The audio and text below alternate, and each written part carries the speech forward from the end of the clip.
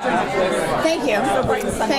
Yeah, ray of sunshine. Can I ask you a quick question before it counts? Go. I'm sorry, before it's Okay. Your favorite food or song right now? What's that? My song is, what's the one I listened to this morning about, Favorite food or song right now? Favorite what favorite song? food or Song right now. Right now, key lime pie.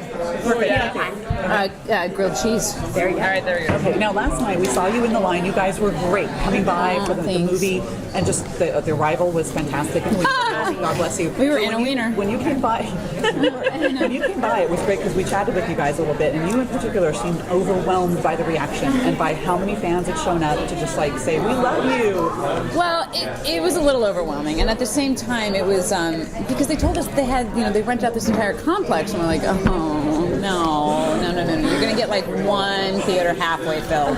So to see the reality that we were just so wrong about that, and I think all of us were, besides overwhelmed and pleasantly surprised, it really was a wake-up call. Like when we did New York Fan Appreciation, seeing that line around the block as well, like, what? And we've done Comic-Con for 5 years now, so we know it exists, but we could still tell ourselves the people in Ballroom B or 20 are there to see the panel after us, and they camped out, and Doctor Who's coming, hang on one second, and they're not there to see us. So then to see people dedicated for us was... Did you tell them Doctor Who was going to be there last night? We found out like last night. They're like, oh yeah, and by the way, the panel after us is like It's like X-Files and stuff. Is Doctor Who like a big deal? oh my god. No, really. I'm not conned up. It's a bigger deal because the current Doctor Who is moving on. It's a bigger deal Matt's than moving Psych? on. No. Well done. Well done, Forrest. Well done. He's like the Arrow a big deal? Can you tell us something about what happens with your characters this season? Does the chief how fast does the chief get reinstated? She does come back. Okay. She does come back and sees her team again. But it's not for the first few episodes. I mean, we have to play out Trout, and I think that's an important thing because it brings our group closer together because they realize they have to bond again against against something and someone now. So our group finds a new way of bonding together, and then they have to drive Trout out. I think Henry's in retreat. Henry's done his job. Henry, the character, sort of has done his thing. Sean's off in the direction he's going to go. He's not going to change. He does well. He probably solved more cases than Henry ever could. Henry was shot. I think he's in a reflective state. So he's kind of going back into retirement?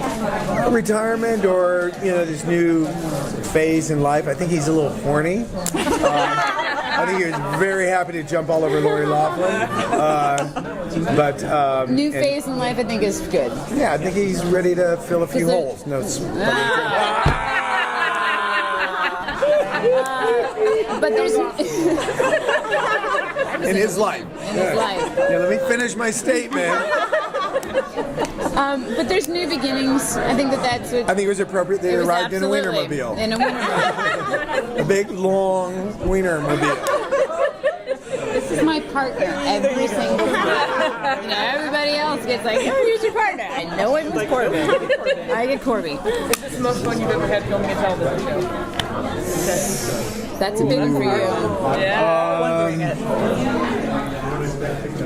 Fun, yes, but I can't discount the familial experience of LA Law, and that also was like, going back to sex, it was like being divergenized and all of this stuff. It was the first time for it, and we did get not quite the same thing like you saw with these big groups, but there were a lot of people. There was no internet, there was none of that stuff then. I would imagine LA Law People actually had to find you, but not tweet you.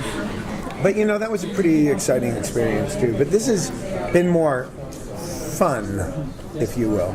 It's a comedy. It's a different role. It's a comedy. It's a different beast, because we are now in this age of social networking and instant access and stuff like that, and to see fan appreciation and interaction, it's completely beyond the scope of anything that I've experienced. I had a great. You can leave. It's okay. That it was, and I did a show a couple years ago, like a decade ago, called Thanks, and we were pilgrims, and that was almost like doing a play a week, and having that experience. So, like he mentioned, LA Law. That one is very, very dear to me. How does coming to a show like Comic-Con or these conventions these days impact how you do your job versus in the past where you didn't have as much interaction? I don't think it affects how I do my job.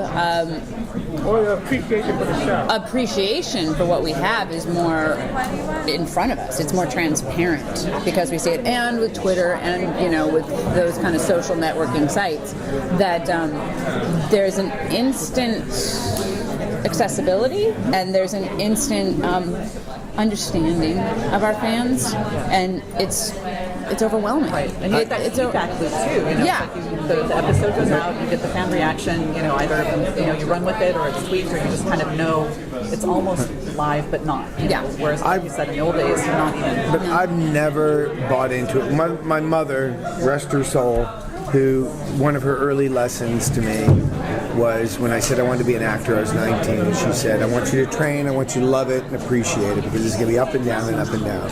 And it's always been about the work for me. And even though she was as much as anybody connected to her fan. I mean, somebody came to her house who was like, "Hi, I'm from Louisville. I'm a fan. Sleep over." I mean, she was as connected as anybody, and wanted to also relay the importance of the relationship with the fan. She was also very clear about never buying into it. It's so easily seductive, and you think you are more than you are. And I've seen countless actors, and people ask me often, like, how have I been able to do this for 40 years?